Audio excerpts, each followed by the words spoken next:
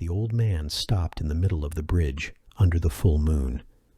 His bare feet dragged through the dust, his trembling hands rested on the stone railing, and his eyes were an open ocean staring into nothingness. Where have I been all this time? I slept while life passed me by, and now I awaken at the edge of the river, with the sun of my existence nearly gone. Hidden nearby, a young man named Gaius listened. His heart raced, for he did not see a sleepwalker, but a man standing at the edge of revelation. Let us go back. That man was Lucius Cornelius Rufus, a former soldier under Marcus Aurelius.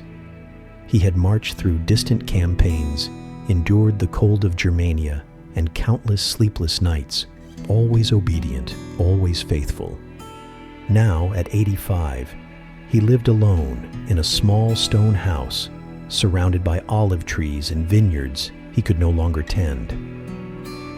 The villagers said he had grown strange.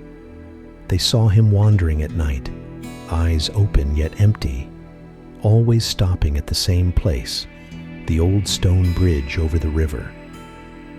There, drawn by some invisible force, he murmured words no one could understand.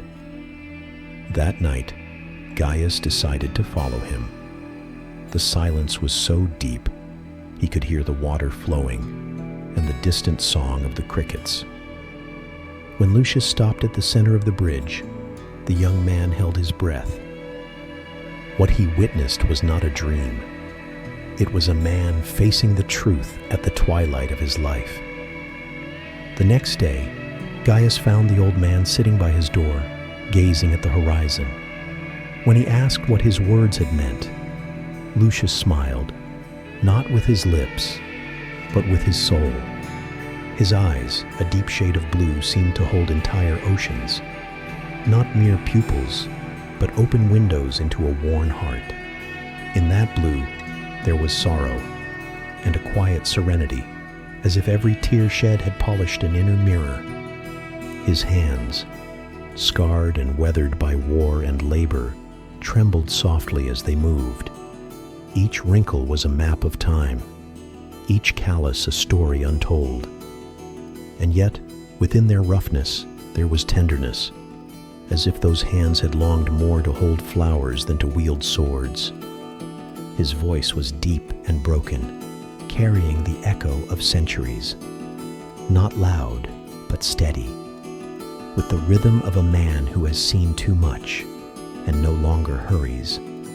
Even his body spoke before his mouth, shoulders bent by duty, back bowed by discipline, yet still radiating the quiet dignity of one who served with honor.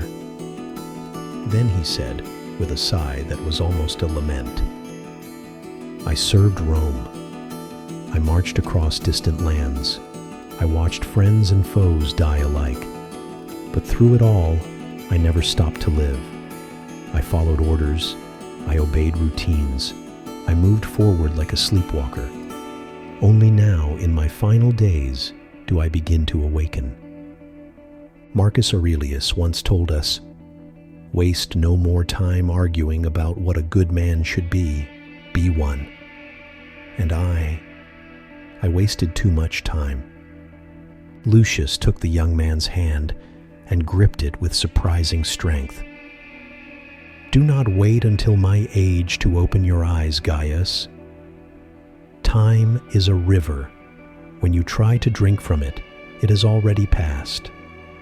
Live awake now, for nothing weighs heavier than reaching the end and realizing you've slept through your whole life.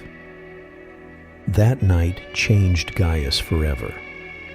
He understood that true sleepwalking is not wandering at night with closed eyes. It's moving through days without awareness, repeating routines, believing tomorrow will always come. From that day on, each sunrise became a moment of awakening.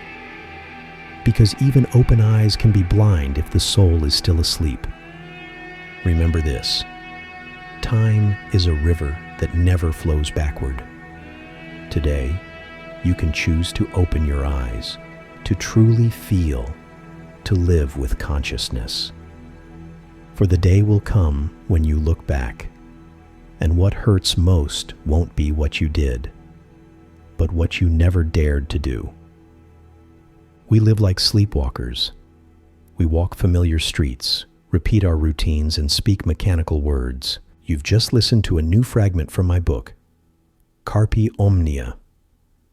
I'm Francisco Farfán, and I invite you to subscribe and keep enjoying stories and reflections that speak to life itself.